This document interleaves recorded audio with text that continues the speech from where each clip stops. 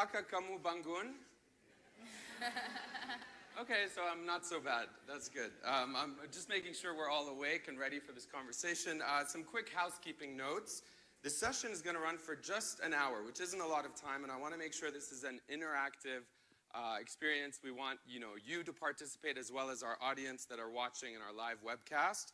So remember, if you have any questions, you'll have a chance to ask questions directly to the panelists. And for those of you who are watching online, you can always use the hashtag IMFYouth. So without further ado, two questions that we want to answer, at least in my opinion. I'm very curious to know, what do we actually know about what is working when it comes to youth unemployment? And what is the big question mark, in terms of the shifts that we've seen, not just on the national level, but on the global level? So without further ado, joining us to discuss this is, well, an esteemed panel, Dr. Vjosa Osmani, who's now serving her third mandate as a member of parliament in Kosovo. She chairs the Committee for Foreign Affairs, Diaspora, and Strategic Investment. She also teaches international law courses both in Kosovo and the US. I'm going to speak quickly because this isn't the interesting part, although, of course, your bio is very interesting. Ahmed Zaki, next. We have the founder and chief executive officer of Bukalapak, one of the leading online marketplaces, for those of you who don't know, in Indonesia and really in the world, a unicorn company valued at $1 billion. And in 2016, it's worth mentioning, Ahmed Zaki received, I'm going to mess this pronunciation up, but the Satyalankana Wirakarya badge. He's laughing. You can laugh too. It's okay. So it's really a prestigious honor that was awarded by the Indonesian president. Next, we have Anneli. She's Anneli Makuzo. I've had the chance to get to know her in the last 2 days. The founder and managing director of AEI, the African Entrepreneurship Initiative, which is 100% black woman-owned. She is also, I should say, AEI is a consulting and entrepreneurship education training company. It has a focus on youth within the African continent, and she's also in Bali as one of the fellows here at the IMF Youth Fellowship Program. Next, we have Aya Shebi, also a fellow here with the IMF. She's an award-winning Pan-African feminist, renowned blogger, and a Tunisian activist. She's the founder of the Africa Youth Movement. She currently sits on the board of directors of things I can't pronounce, but I will try. Civicus, is that correct? Fantastic. The World Refugee Council, Oxfam's Independent Commission as well on sexual misconduct, and the Advisory Committee of Frida Young Feminist Fund. And last, but certainly not least, and just put you in the picture, you might guess he's the oldest on this stage, but you might be wrong, is Graham Buckley. That's why you shouldn't assume things. Director of the ILO Regional Office for Asia and the Pacific. Before joining the ILO, he spent 7 years working as an economic advisor at the Foreign and Commonwealth Office and Department of International Development of the United Kingdom. He's also served many assignments in several countries, including China, as a country economist. So, without further ado, Graham, maybe we can start with you. I wanted to kind of get a macro picture of trends when it comes to labor markets for youth. The ILO estimates, as I'm sure you know, that there are 71 million young people unemployed in 2017. That's actually well below the crisis peak back in 2009, which was 76.7 million. So kick us off with kind of your assessment when it comes to youth employment trends at large. Thank you very much. I think right at the beginning, Carla provided a very good overview, a very good picture of the state of employment for young people. Of course, as every good economist knows, where you end up in terms of, it's also a question of. Can you attribute that to, just on a macro scale? Is that? I think, as I mentioned, one of the things you have to look at is the quality of that employment, classified as NEETs globally at the moment. Especially in those countries that democracy to be among all of you, especially. Indicates to some extent that people perhaps are staying in education longer. Yeah. It also indicates potentially that there are a lot more NEETs, people that are not in employment, education or training. I think about 22% of young people are classified as NEETs globally at the moment, and I think roughly 3/4 of all of those are women. So I think that you have to look a little bit more in a nuanced way at the labour market rather than those headline figures. So Graham, thanks for that overview. Obviously, government policy is very important when we talk about trying to close this gap, and I want to get to some of the specifics with you, Dr. Vjosa. How welcoming would you say is the labour market for young people, specifically in your country and region? Let me first start by saying how happy I am in this beautiful and very hospitable country. It's great to be among all of you, especially the students. A special welcome to them. And then going back to your question, obviously, no matter how many great ideas you might have among entrepreneurs and the business people, you always need a government that is interested to support that through policy.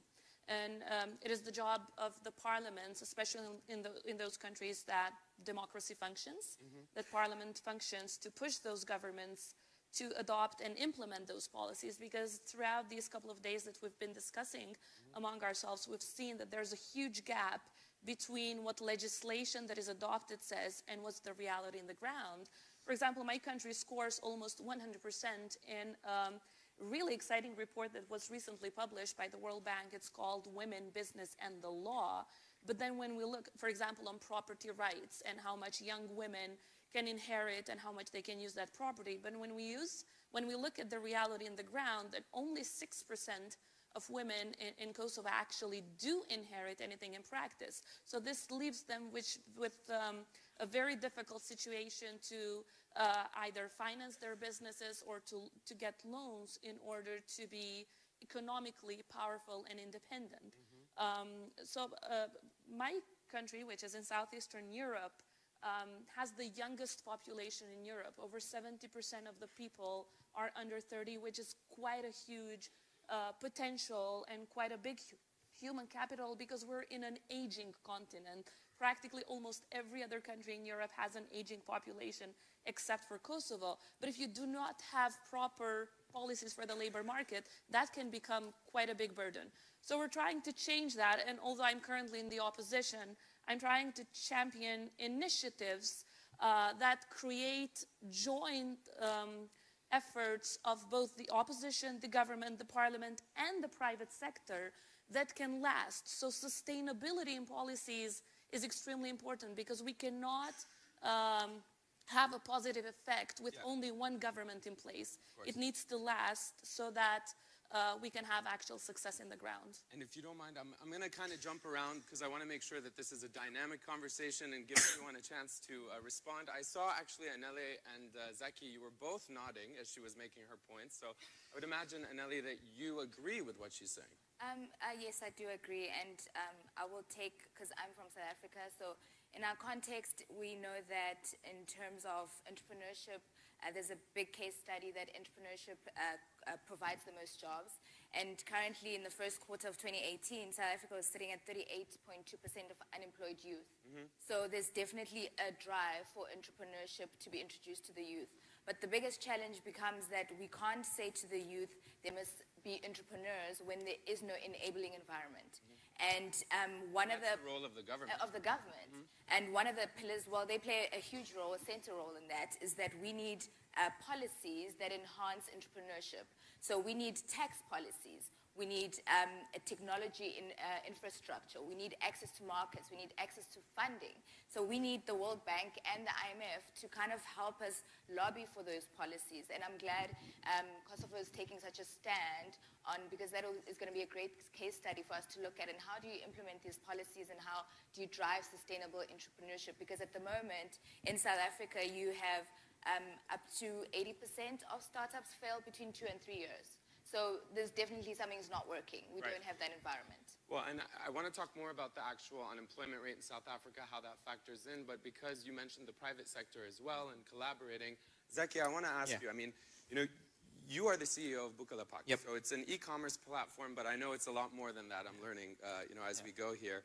And I want to know, one important factor that you hear time and time again when we talk about the global economy is technology, the role of technology, technological advancement. How would you say technology is affecting opportunities or the nature of jobs? Is it all positive? Yeah, I see, because I myself a technologist, I myself changed because of technology. I start as a computer science, and I never imagined my company can be big as now. I imagine like maybe when I'm 50, my company will be big. But right now I'm 32, and my company is already big. And I think the role of technology technology play a very important role in my career, because technology bring equality. For example, like I think 2011, my current investor, they used to be not my investor, email me through LinkedIn or Facebook. It's amazing, because before 2011, I cannot get the access. How to find an investor? But they come to us through Facebook and LinkedIn. I think it's amazing, and more to come to contact me and invest in Bukalapak and grow the company. I think technology can give an opportunity for youth to have to be more competitive than older generation, because right now it's changing so fast, yeah. And the more you young, the better. I think that's my view. The younger, the better. Yeah, I think that's yeah. Sorry, I have 2,000. Yeah, I have 2,000 people in my company, and most of them is in average 25. So I always hire a younger generation. But don't they have less experience? No, it's if you are let's say 40 or 50, your brain already full. It's very hard. Yeah, it's very hard to be filled with new knowledge. But if you're young, isn't your brain empty? yeah, it's empty. That's why I prefer empty brain, because it's much better to be filled with new things, to be filled with new innovation, something like that. I think that's. And sorry to interrupt you. Yeah. It seems like you're sparking a lot of ideas. I want to hear from other people, and feel free to. Yeah. Okay. No, quick just a point. Didn't you start your company in a dorm room, like in college? Yeah. Yeah. So it's like you're like. When I was college. Yeah. So you're like the Asian Mark Zuckerberg. Yeah, sort of. I mean, if sorry. Similar stories, maybe. I mean, if you look at the trend, maybe all of you know Disney, right? Disney built company 20 years or 50 years. Yeah. Of Henry Ford, something like that. But right now, the young generation build company faster. I think that's a very beautiful trend. I agree with you on that, at least. Aya, I know we haven't heard from you. You wanted to chime in? Yeah, I just wanted to say that we wish to have that mentality in Africa, because the average age of African leaders is 66 years old in a continent. Aya, sorry, could you put the microphone closer a little bit, or just hold Can it? you hear me? Can you hear her? Yeah? Okay, there you Can go. you hear me? Go ahead, continue.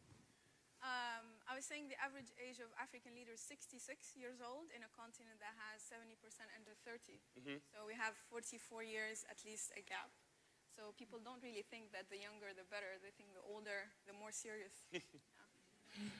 I want to ask you about other trends that affect all of these statistics, such as migration. Coming from the Middle East, I know there's a brain drain effect, which I'm sure some of you are familiar with, nodding in respective regions. They have similar things. But because Dr. Vjosa, you wanted to jump into some of what Zaki was saying. Just to absolutely echo the fact that although youth might have less experience, they do bring the kind of resilience, the enthusiasm, and the energy that especially the young, the new businesses need. But even in politics, I mean, you can see that in political parties. Those that close the doors to the young people are doomed to fail and lose election after election. Only if you are so open to the new ideas, to the energy that the institutions need, and they, of course, we send through political parties, we send that energy that the young can bring, that you can actually look up for success. And to your point, you talk about young people bringing enthusiasm. Graham, when we were meeting yesterday just to discuss this, you mentioned that young people often have technical skills, but they lack soft skills, or they lack skills such as collaboration, networking. How does that factor in, and how can we remedy that? Is it important to focus on those soft skills? Yes, it is. I think it's very important. But if I just could go back to an earlier point about technology, I think obviously we all know about the role of technology and the future of work, how this will change the nature of the jobs that people do. And clearly technology is an opportunity for many, and perhaps particularly for young people. But I think it's also important to recognize that technology can also be a threat. And in some places, technology may well serve to polarize the labor market. And I think it's very important that governments are cognizant of that.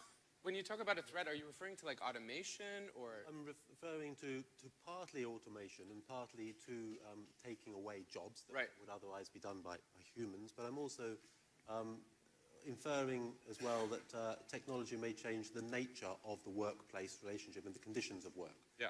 You know, we see, for example, the platform economy, the gig economy, presents a huge amount of opportunities, both for consumers and for workers, but in many places one can question the quality of the employment generated, you know, and I think that, you know, for example, a lot of people working on the platform economy, working in the gig economy, may well have few opportunities to access social protection, for example, you know, and the nature of their employment may be somewhat insecure.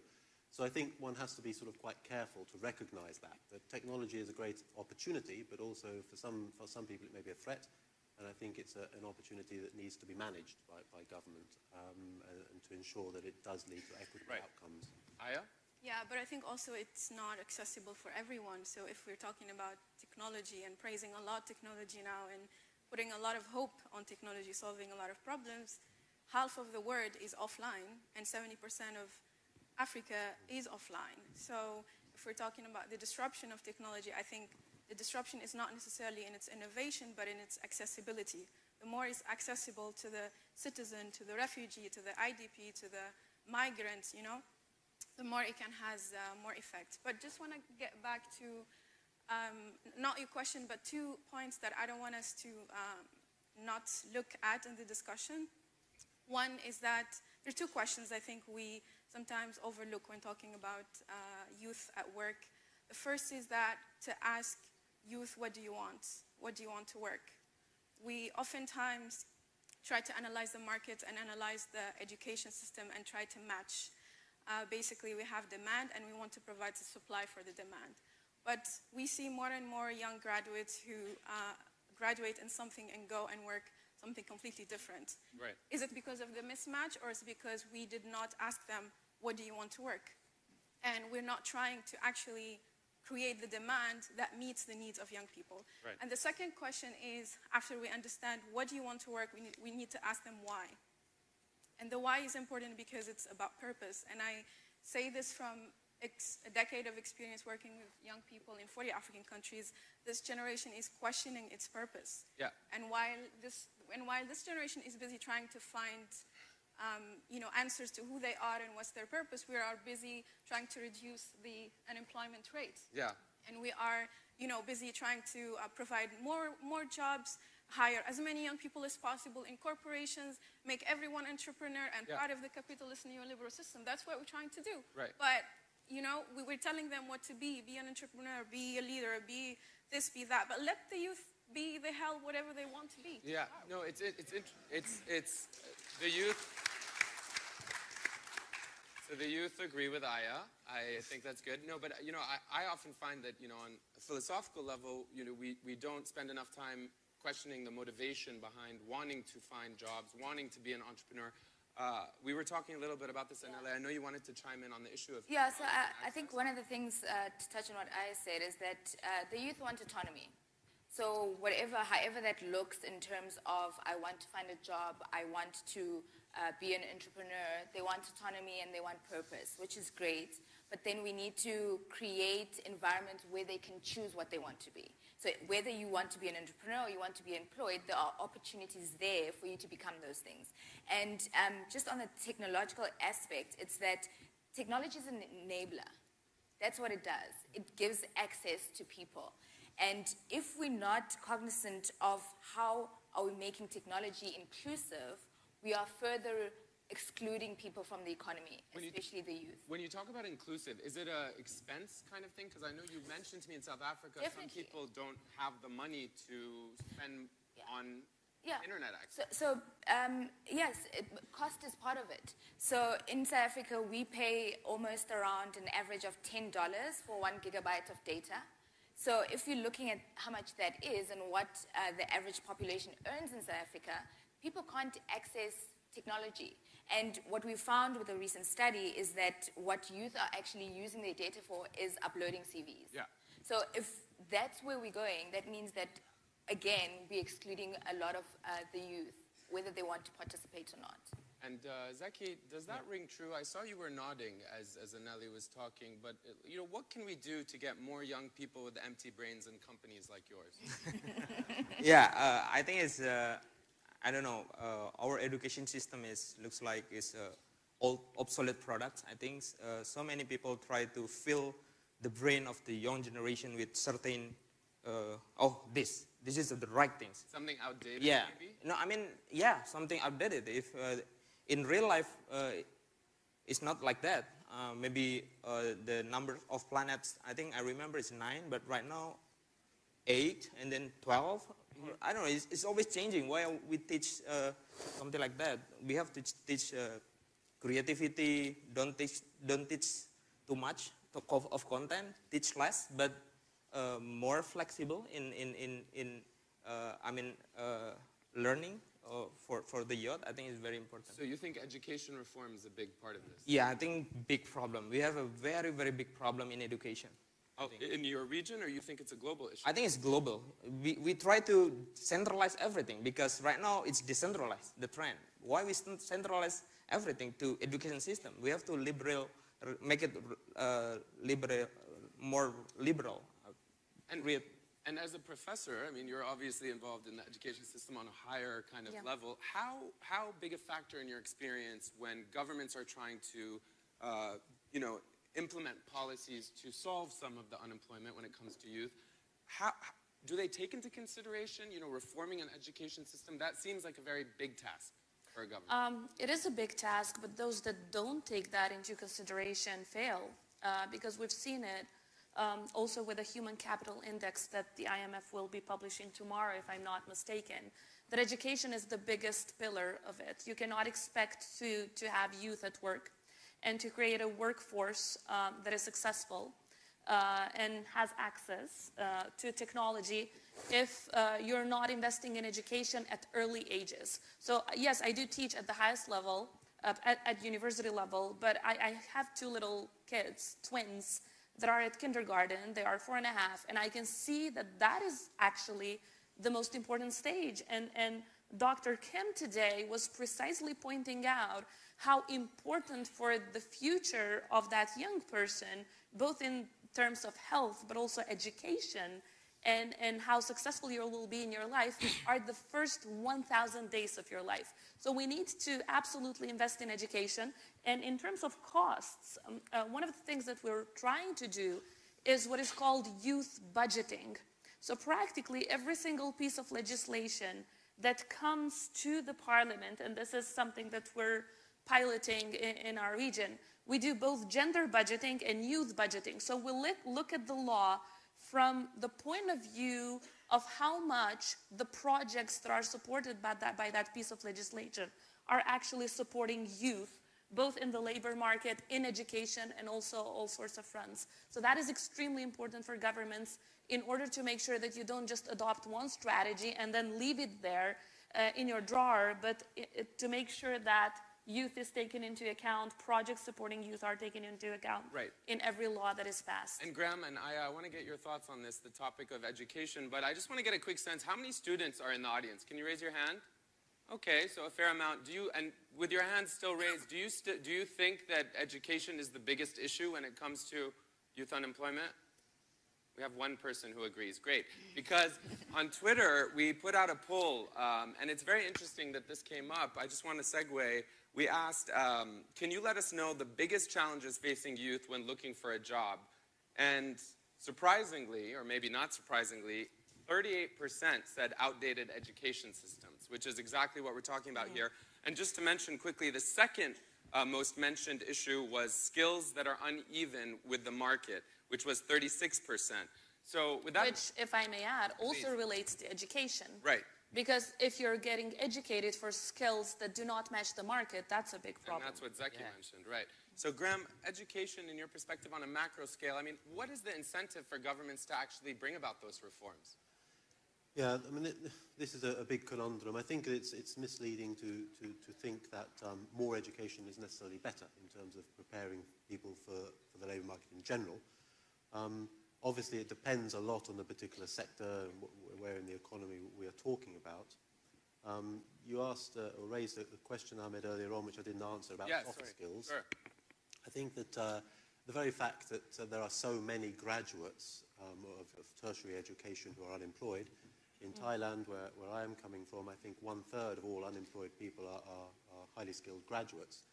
This would clearly indicate that it's not just a question of more education equals more opportunities to work, but it's a question of actually matching what the private sector, industry, commerce, business wants with what is coming out of schools and universities. And I think that's where there is often a challenge. And it's partly because in many cases, the education system hasn't moved with times. In many cases, the skills that employers are calling